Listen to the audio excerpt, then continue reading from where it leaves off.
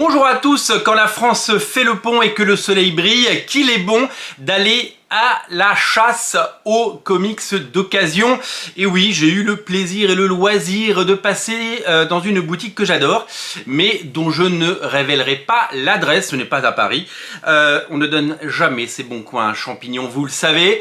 Et comme une fois par an, j'ai pu faire le plein de bandes dessinées d'occasion, de comics d'occasion, et j'ai trouvé des pépites. Nous allons découvrir aujourd'hui tout ce que j'ai pu trouver. On commence avec les comics Marvel, évidemment des merveilles, avec les deux top BD qui reprennent l'intégralité de la série L'Homme sans peur.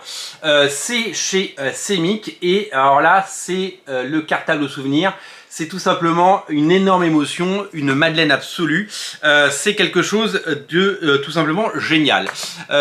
Quand est sorti ce bouquin, ce comics, L'Homme sans peur, eh bien, je l'ai lu, je l'ai usé. Vous n'imaginez pas à quel point j'ai pu adorer ce récit fondateur qui, à tout jamais, m'a fait aimer Daredevil. J'étais peut-être trop jeune pour découvrir en direct le run de Frank Miller ou celui d'Anne Nocenti, surtout que souvenez-vous, dans les pages de Strange, il avait été censuré et puis en plus il avait été abandonné parce que jugé trop violent. Quand, au début des années 90, Semic décide de publier la mini-série Man Without Fear, Daredevil de Frank Miller et John Romita Jr. avec l'ancrage fabuleux de Hal Williamson, ma longue histoire d'amour avec Daredevil a pu commencer. J'ai pris un plaisir fou à découvrir cette série. Alors à l'époque, je ne savais pas que c'était une mini-série, je ne savais pas que c'était en 5 parties, je ne savais pas qu'il l'avait saucissonné en 2. Pour moi, c'était tout simplement exceptionnel et vous n'imaginez pas le plaisir que j'ai eu à découvrir ce titre et à en découvrir chaque page. Je l'ai lu, je l'ai relu, je l'ai lu 100 fois et à la fin, quand est arrivé à la fin du tome 1, cette publicité pour la suite, eh bien l'attente a été complètement insensé. C'était tout simplement insurmontable de devoir attendre. Quel plaisir j'ai pris à lire et à découvrir cette histoire folle qui met en scène tous les personnages, les introduit et nous révèle toute la magie et tout le génie de Daredevil.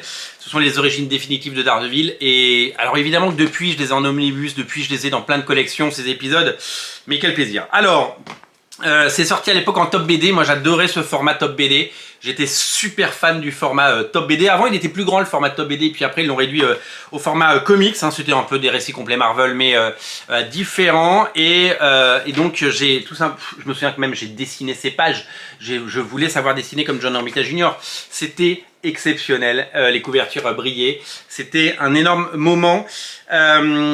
Si vous de temps en temps si vous êtes un petit peu pas content de ce que font les éditeurs aujourd'hui, je voudrais vous montrer quelque chose.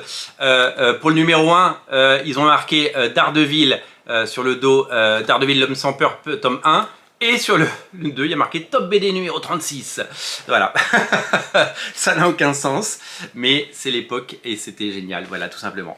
Alors, j'ai retrouvé également un autre titre et j'ai pas pu m'empêcher. En fait, il y avait plein de titres et je me suis concentré sur ceux qui étaient en bon état. Voilà, j'ai vraiment pris des choses en bon état et j'ai pris les Nouveaux Mutants face à face. Quand j'ai découvert les comics à la fin des années 80, début des 90, je les ai découverts à travers les Nouveaux Mutants.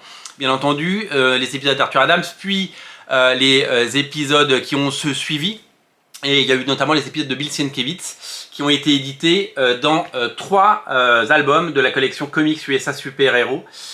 Cette collection qui a accueilli notamment le Batman Killing Joke, vous le savez, Sourier, il s'appelait en français. Et moi je me souviens que j'avais soif de bande dessinée et de comics, et donc j'ai pris ça.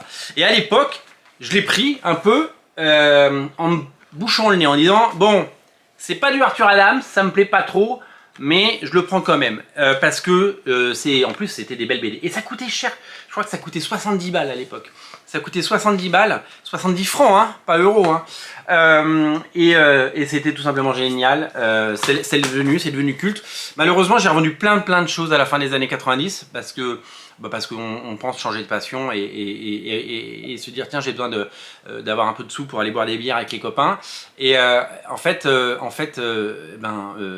l'ai revendu et donc du coup je les ai plus et donc maintenant j'en ai plus que 2 à trouver. Je vais les trouver, il n'y a pas de problème, j'ai le temps, mais je suis ravi parce que ça c'est un récit fondateur pour moi.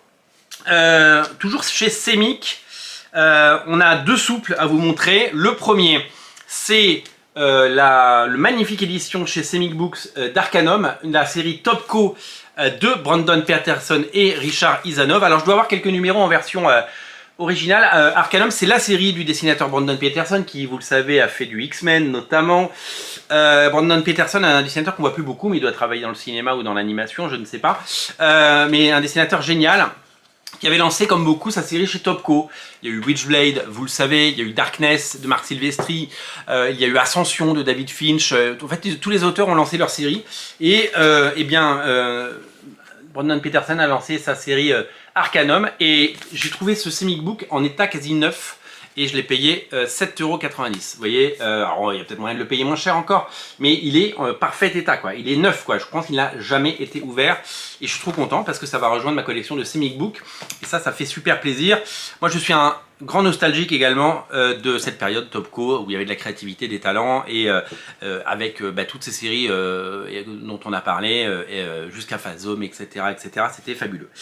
Grand fan d'Authority également. J'ai pris un bouquin qui s'appelle Authority, l'année perdue, tome 1. Je l'ai pris pour plusieurs raisons. D'abord parce que je l'ai payé 11 €, ce qui était son... Ah non, il coûtait 15 balles à l'époque. Il est en état neuf. Alors pareil, j'aurais pu peut-être l'avoir moins cher, mais l'occasion était trop belle. Ce sont les épisodes, vous le savez, quand il y a eu World Storm chez Wildstorm, que Grant Morrison a relancé les Wildcats et Authority. Wildcats, il n'y a eu qu'un numéro par Jim Lee, il n'y a jamais eu la suite. Et il y a eu 2 numéros dessinés par Gene A de Authority par Grant Morrison, puis un énorme break. Et puis après, Keith Giffen et Derek Robertson ont repris le récit, le Derek Robertson de The Boys.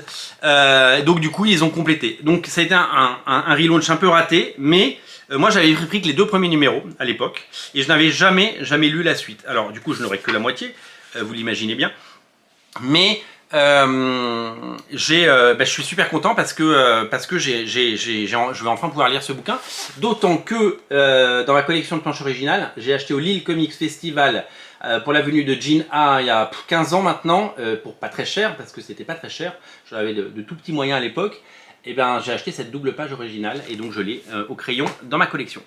J'ai pris plein de bouquins chez Delcourt, j'ai pris Body Bags du regretté Jason Pearson.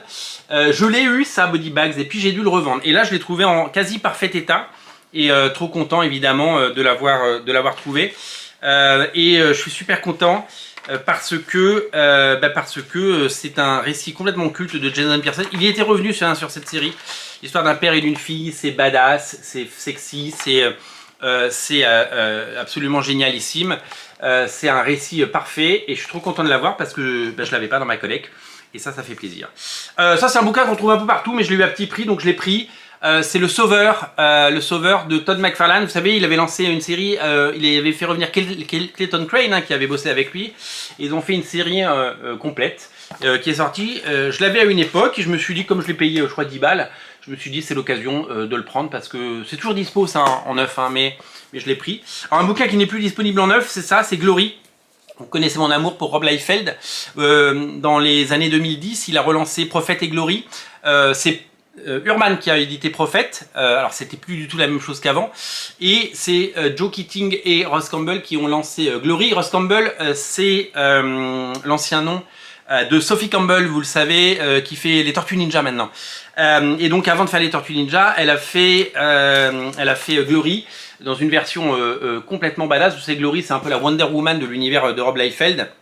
Alors il y a plein d'autres dessinateurs qui sont venus travailler, mais il y a notamment Ross Campbell. Et donc c'était un récit complet et je l'avais pas. Et du coup maintenant je l'ai. Je suis trop content parce que en tant que complétiste des œuvres et des créations de Rob Liefeld, il fallait que je l'ai. J'ai également pris Athéna de Paul Renaud. Athéna, c'est une série complète. C'est un récit original créé par Paul Renaud qui fait les premières pages, qui est très vite remplacé, vous allez comprendre pourquoi. C'est un récit vraiment génial, ça date de 2008. Je me souviens que quand il était venu à Lille Comics Festival, on en avait parlé ensemble, donc c'est avant ses années Marvel, il avait fait du Red Sonja, il avait fait des choses comme ça. Et c'est le dernier projet qu'il a fait chez Dynamite parce qu'il a claqué la porte après, parce qu'il s'est pas entendu. Il faut dire que Dynamite est très connu pour payer très mal ses auteurs et surtout pour un peu mal les traiter, donc il ne reste pas. Et ben je suis très content de l'avoir parce que j'ai quelques pages de Paul Renaud, il ne fait que les premières pages parce qu'après il est remplacé comme il a claqué la porte. J'ai pris du Danger Girl également, deux choses totalement différentes. La première c'est le tome 1 de Danger Girl aux éditions USA. Vous savez, ils avaient édité Wildcats, Phasm, Cyberforce, plein de séries dans ce mini format. Et donc j'ai les épisodes 0, 1 et 2 c'est du neuf quoi, c'est du neuf, c'est vraiment exceptionnel, donc je suis content de l'avoir, ça c'est pour ma collection. Et j'ai trouvé quelque chose que j'adore, c'est les Treasury Edition que je n'avais pas. Alors c'est une réédition, hein, c'est pas l'édition originale, c'est une réédition chez IDW. Il y a 3 numéros qui permettent de découvrir en grand format les Danger Girls. C'était sorti une première fois chez Wildstorm il y a très longtemps, c'est ressorti chez nos amis de IDW il y a quelques années également, et bah, vous avez les pages en grand, et ça claque quand même. Dernier bouquin que je me suis pris, parce qu'on le trouve que en occasion, et là il est neuf mais d'occasion, c'est le bouquin sur Jack Kirby de Harry Morgan et Emmanuel Hirtz, les Apocalypses de Jack Kirby. Moi qui suis un énorme fan de Kirby, et je trouve qu'il n'y a pas assez de littérature sur Jack Kirby, il n'y a pas assez de livres sur son univers, sur ses créations, sur son génie et sur l'héritage qu'il nous a laissé. Et donc je suis ravi parce que je vais pouvoir le lire. Il faudrait qu'il y ait plus de bouquins sur Jack Kirby, moins sur Stan Lee, et il faudrait que Jack Kirby revienne au centre du game parce que c'est quand même lui qui a tout créé quoi. voilà pour mes trouvailles. Je suis trop content, j'adore, une fois par an. Alors, j'achète de l'occasion régulièrement parce que il y a des bonnes affaires à faire tout le temps, mais une fois par an, je prends ce plaisir fou à faire le plein, et je voulais vous partager tout ça. Je vous dis à très bientôt pour plein d'autres bouquins. Salut!